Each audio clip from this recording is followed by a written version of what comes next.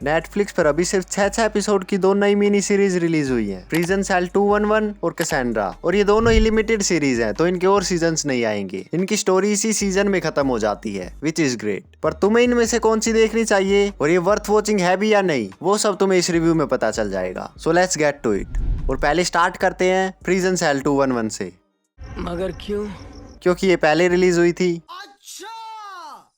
अच्छा ठीक है। अच्छा तो ये एक crime drama slash thriller type series है, इंस्पायर्ड बाय ट्रू इवेंट्स, जो फॉलो करती है एक ह्यूमन राइट्स के लॉयर को, जो अपने क्लाइंट से बात करने के लिए एक प्रिजन में जाता है। पर उसी समय एक राइट ब्रेकआउट हो जाता है उस प्रिजन में एंड प्रिजनर्स टेक कंट्रोल, और वो लॉयर वहां उस केओस के बीच में फंस जाता है। तो अब वो वहां कैसे सर्वाइव करेगा और उन प्रिजनर्स ने ये राइट क्यों किया है, वो सब तुम्हें इस सीरीज में जानने को मिलेगा। ये काफी ज्यादा रो और इंटेंस सीरीज है, और ये अपने उस क्लोस्ट्रोफोबिक और टेंस एटमोस्फेयर को काफी इफेक्टिवली कन्वे करती है, जो हमें एकदम इमर्ज कर देता है उस प्रिजन के केओस में, और तुम सीरीज में एंगेज रहते हो। और उस लॉयर के रोल को जिसने प्ले किया है, डियागो कैल्वा, उसकी परफॉर्मेंस काफी सही थी। वो वहां सर्वाइव करने के लिए एक मरे हुए प्रिजनर के कपड़े पहन लेता है, बाकी सब के साथ ब्लेंड इन करने के लिए, क्योंकि अगर उन्हें पता चल गया कि एक लॉयर है, then he is dead. And this series does a great job in making you feel that anxiety, क्योंकि उस लॉयर के साथ तुम भी उस टेंशन और इंटेंसिटी को एक्सपीरियंस करते हो। पर तुम्हें थोड़ा टाइम लगता है इस सीरीज के एटमोस्फेयर के साथ अडेप्ट करने के लिए, क्योंकि इसकी प्रोडक्शन क्वालिटी काफी रो फील होती है। It doesn't look cinematic. अब पता नहीं वो एक डिलिबरेट चॉइस थी या फिर बजट इश्यूज थे, कुड बी एनीथिंग। और इसकी एंडिंग भी थोड़ी अनसेटिस्फाइंग फील होती है, क्योंकि जिस डायरेक्शन में हम सोच रहे थे कि ये जाएगी, इट डजंट गो देयर। ये एक डिफरेंट टर्न ले लेती है, जहाँ कुछ characters make some questionable decisions to make it unexpected, जो शायद सबको पसंद ना आए। पर बिसाइड्स दैट ये एक ठीक ठाक अबव एवरेज सीरीज है, जो वन टाइम वॉच के लिए बढ़िया है। So I will give it 3.5 stars out of 5।